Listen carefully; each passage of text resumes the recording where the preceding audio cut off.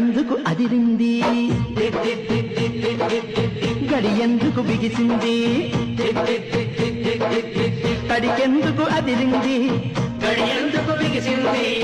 కథ చెప్పే చిన్నవాడా